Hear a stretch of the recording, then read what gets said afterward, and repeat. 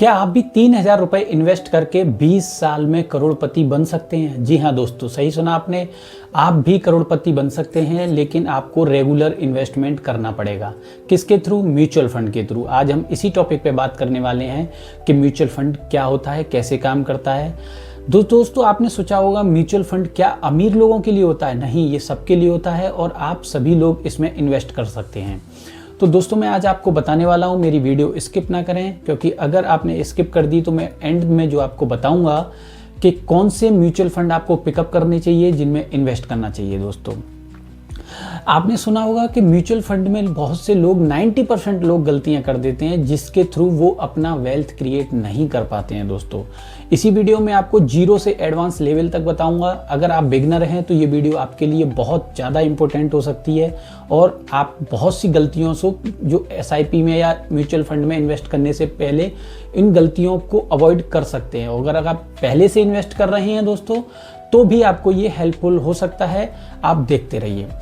मैं आपको आज म्यूचुअल फंड का पूरा सच बताऊंगा कि आप कौन से फंड चुने, आपको कब इन्वेस्ट करना है, किन फंड में इन्वेस्ट करना है, पैसा कब निकालना है, कहाँ लगाना है। तो दोस्तों, ये सब चीज़ के बारे में हम डिटेल में बात करेंगे। तो चलिए शुरू करते हैं। सबसे पहले हम जानेंगे कि म्यूचुअल फंड होता क्या है। म्यूचुअल फंड एक ऐसा फंड है, मतलब कि मैं आपको एक एग्जांपल के थ्रू बताऊंगा कि जैसे कि आप पांच लोग हैं, उन्होंने 100 रुपए इन्वेस्ट किए, 100 रुपए इकट्ठे करके एक जगह रखे और 500 रुपए को एक फंड मैनेजर, जिसको नॉलेज है मार्केट का, वो इन्वेस्ट करता है अलग अलग कैटेगरीज में, शेयर मार्केट में अलग अलग डाइवर्सिफिकेशन करता है अलग अलग सेक्टर में, क्योंकि वो प्रोजेक्ट मैनेजर, उसको नॉलेज है, वो उसका एक्सपर्ट है, उसने बहुत साल उसमें काम किया है, उसने नॉलेज गेन की है। दोस्तों, तो वो एक्सपर्ट आपके पैसे को इन्वेस्ट करता है, वो लॉन्ग टर्म के लिए इन्वेस्ट करता है। दोस्तों, अब म्यूचुअल फंड होता क्या है ये तो आपने समझा, लेकिन ये काम कैसे करता है? म्यूचुअल फंड काम ऐसे करता है कि इसमें तीन चीज़ें की ज़रूरत पड़ती है। पहली चीज़ है इन्वेस्टर, यानी कि आप, मैं, बाकी सब लोग, ठीक है, जो पैसा इन्वेस्ट करते हैं। सेकंड, आपकी एसेट मैनेजमेंट कंपनियां, जैसे कि आपकी SBI bank, HDFC, ICICI prudential, ये जो आपने देखा होगा। तीसरा, फंड मैनेजर, जो आपके पैसे को इन्वेस्ट करता है। दोस्तों, मान लीजिए आपने देखा कि ये काम कैसे करता है, लेकिन अब इसमें भी आता है कि म्यूचुअल फंड होते कितने टाइप्स के हैं।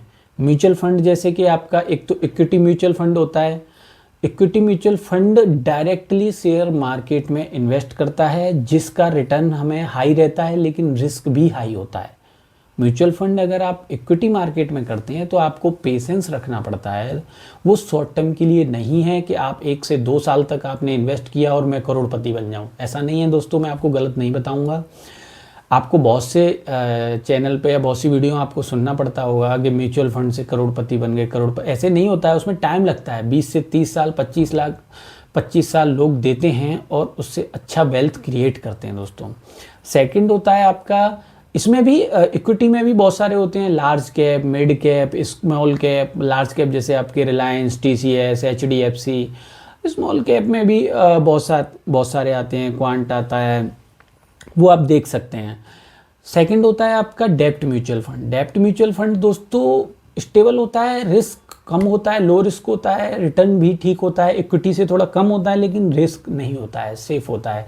वो कॉरपोरेट बॉन्ड होते हैं, गवर्नमेंट बॉन्ड्स होते हैं। दोस्तों, अब आप सोचेंगे कि ये कॉरपोरेट बॉन्ड और गवर्नमेंट बॉन्ड ये क्या होता है? तो दोस्तों, गवर्नमेंट बॉन्ड होता क्या है कि जिसमें आप अपना पैसा गवर्नमेंट को उधार देते हैं एक लॉन्ग टर्म के लिए, तो वो गवर्नमेंट आपको उस पैसे का इंटरेस्ट या कुछ पैसा आपको पे करता है।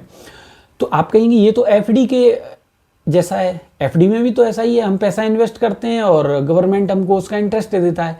हाँ है, लेकिन FD में क्या होता है दोस्तों, वो 7 दिन से कुछ 5 से 10 साल तक रहता है, लॉन्ग टर्म के लिए नहीं रहता है, शॉर्ट टर्म के लिए रहता है। दोस्तों, और इसमें क्या है, लॉन्ग टर्म के लिए रहता है, ये 5 से 40 साल, 1 साल से लेकर 40 साल तक होता है लॉन्ग टर्म के लिए। FD में क्या है दोस्तों, आप पहले मैच्योर होने से पहले भी आप आपकी जो FD होती है उसको मैच्योर होने से पहले आप निकाल सकते हैं, विड्रॉ कर सकते हैं, उसमें कुछ पेनल्टी देनी पड़ती है। लेकिन इसमें क्या है, इसकी मैच्योरिटी पे ही आप करेंगे, अदरवाइज आपको लॉस होगा। लेकिन लॉन्ग टर्म के लिए ये बहुत अच्छा होता है, बेटर रिटर्न्स मिलते हैं दोस्तों। तीसरा दोस्तों होता है इसमें डेप्ट हो गया, और आपका हाइब्रिड में यानी कि इक्विटी प्लस डेप्ट, ये दोनों मिलके इन्वेस्ट करते हैं। दोनों में इक्विटी में भी होता है और डेप्ट म्यूचुअल फंड में भी होता है। इससे क्या है, रिस्क आपका स्टेबल हो जाता है, बेटर रिटर्न भी मिलेगा और रिस्क भी आपका स्टेबल हो जाएगा। एक दोस्तों होता है जो कि मेरा फेवरेट है, मैं आपको बताऊंगा, निफ्टी 50। निफ्टी 50 में क्या होता है कि जो निफ्टी 50 की कंपनियां हैं, 50 बेटर कंपनियां इंडिया की, वो सारी कंपनियों में इन्वेस्ट करते हैं म्यूचुअल फंड में। तो इसके थ्रू क्या होता है, आपको आज पता है 2008 में जो मार्केट क्रैश हुआ, या आपका 2020 में कोविड के टाइम पे आपको देखने को मिला होगा मार्केट लो गया था। लेकिन लॉन्ग टर्म में अगर आप देखेंगे 5 से 10 साल 20 साल के कैरियर में मार्केट ऊपर ही जाता है। जिसका फ़ायदा क्या मिलता है दोस्तों, आदमी हो या मार्केट, जाता ऊपर ही है।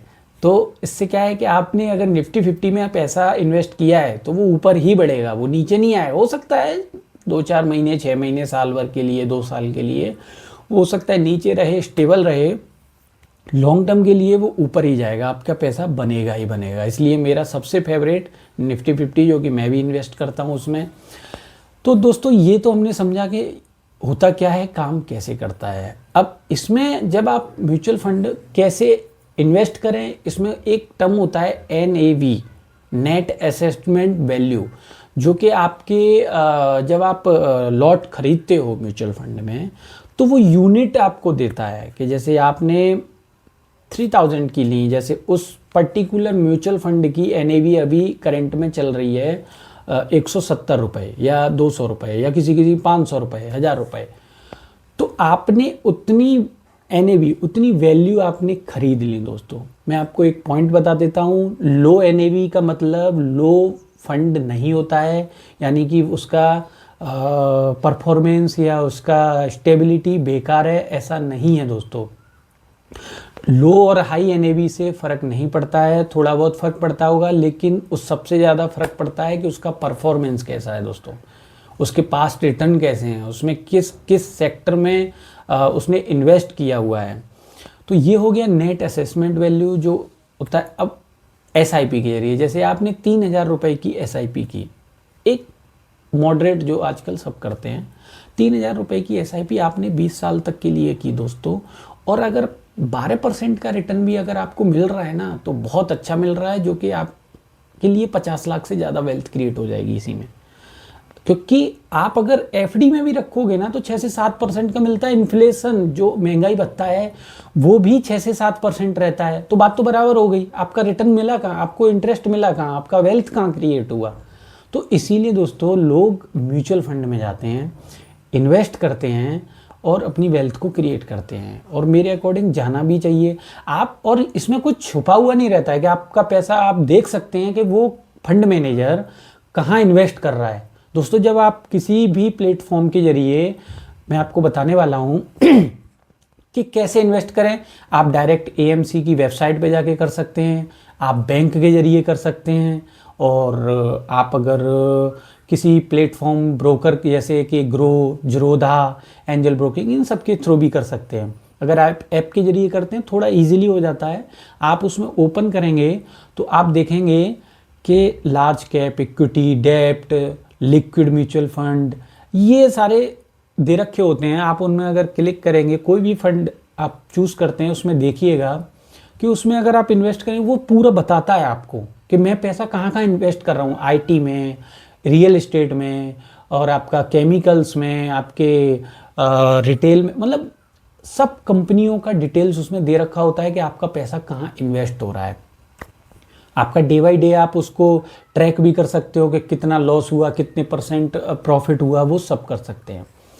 दोस्तों मैंने आपको बताया कि अगर आप ये सब करते हैं, म्यूचुअल फंड में इन्वेस्ट करते हैं, तो आपको 2 से 3 चीज़ें कुछ जो ध्यान देने वाली चीज़ें हैं। एक तो आपको एक्सपेंस रेशियो, एक आपको एग्जिट लोड, ये ज़रूर देखिएगा। एक्सपेंस रेशियो वो होता है जो कंपनी, जो फंड मैनेजर आपके पैसे को इन्वेस्ट करता है साल भर के लिए, 2 साल के लिए, 3 साल के लिए, कभी भी, तो उसका वो सर्विस चार्ज लेता है, यानी कुछ पैसा लेता है फंड मैनेजर। उसको एक्सपेंस रेशियो बोलते हैं, जो कि 1 से कम हो बहुत अच्छा है, 1 तक हो ठीक है। उसमें भी कुछ टाइम पीरियड दे रखा होता है कि आप इतने टाइम से इतने टाइम तक रखोगे तो इतने % लगेगा, इतने टाइम से इतने टाइम तक बिल्कुल नहीं, ये उसमें दे रखा होता है। आप अगर उसको देखेंगे डिटेल में, उसमें सब कुछ क्लियरिफिकेशन दिया होता है दोस्तों। दूसरा है एग्जिट लोड। जब भी आप अपना म्यूचुअल फंड सेल करोगे, आप अपना एग्जिट करोगे, वहाँ से निकलना चाहोगे बाहर, तो वो कंपनी कुछ एग्जिट लोड लेती हैं, जैसे 0.8%, 0.75%। 1 से कम रहता है बहुत अच्छा है, अदरवाइज़ 1 से ज़्यादा है तो उसको ना चुनें, क्योंकि उसमें पैसा बहुत ज़्यादा लगता है दोस्तों। तो ये मैंने आपको बता दिया कि ये कैसे काम करता है, क्या क्या चीज़ें होती हैं इसमें। और इसमें एक और चीज़ मैं आपको बताऊं कि जब भी आप म्यूचुअल फंड चूज़ करते हैं ना दोस्तों, जैसे आपको 5,000 रुपये इन्वेस्ट करना है या 10,000 रुपये करना है, जितना भी करना है, तो जो सबसे बड़ी गलती मैं आपको बता देता हूँ, बाकी तो आप कर लोगे। सबसे पहली गलती, आप अपने गोल को देखें कि आपका गोल क्या है, शॉर्ट टर्म के लिए, लॉन्ग टर्म के लिए, उसके अकॉर्डिंग आप अपना म्यूचुअल फंड या SIP चूज़ करें। सेकंड, आप किसी भी कंपनी के, किसी भी म्यूचुअल फंड के पास्ट को देख के, पास्ट के रिटर्न को देख के उसमें इन्वेस्ट ना करें दोस्तों, कि पास्ट में रिटर्न उसका 30%, 35%, 20%, मैं इसमें ही कर देता हूँ, ऐसा ना करें। उसके बारे में देखें, उसका ग्रो कैसा है, वो किन कंपनियों में इन्वेस्ट कर रहा है, तभी इन्वेस्ट करें। तीसरा, आप पैनिक ना हो। मार्केट अगर डाउन जाती है किसी भी टाइम पे, ज़्यादा से ज़्यादा साल भर के लिए जाएगी, 2-6 महीने के लिए। अगर आप लॉन्ग टर्म के लिए सोचते हैं तो पैनिक ना हो। किसी भी लॉस चल रहा है तो आप बेच ना दें उसको जल्दी से जल्दी। तो ये भी ध्यान में रखें, और अपना डाइवर्सिफिकेशन ज़रूर करें। डाइवर्सिफिकेशन मतलब दोस्तों, आप सभी सेक्टर में लगाएं। आप मिडिल कैप में भी लगाएं, आप स्मॉल कैप में भी लगाएं, आप लार्ज कैप में भी लगाएं। आपके अकॉर्डिंग है आप कितना लगाते हैं। अगर आपको शॉर्ट टर्म के लिए लगाना है, उसके म्यूचुअल फंड अगर अलग हैं, लिक्विड म्यूचुअल फंड है। लॉन्ग टर्म के लिए लगाना है, वो अलग लगा सकते हो दोस्तों। तो मैंने वही कहा, आप अपना गोल सेट करें, उसके अकॉर्डिंग लगाएं दोस्तों, ठीक है। तो आज हमने इन सब के बारे में देखा और जाना दोस्तों। और मैंने आज जो भी आपको म्यूचुअल फंड के बारे में बताया, एक बेसिक लेवल से एक इतना तक बता दिया कि आपको ये सब समझ में आ सकता है। तो दोस्तों, अगर आपको मेरी वीडियो पसंद आई हो, कुछ समझने को मिला हो, तो आप लाइक कीजिए, शेयर कीजिए, सब्सक्राइब कीजिए दोस्तों।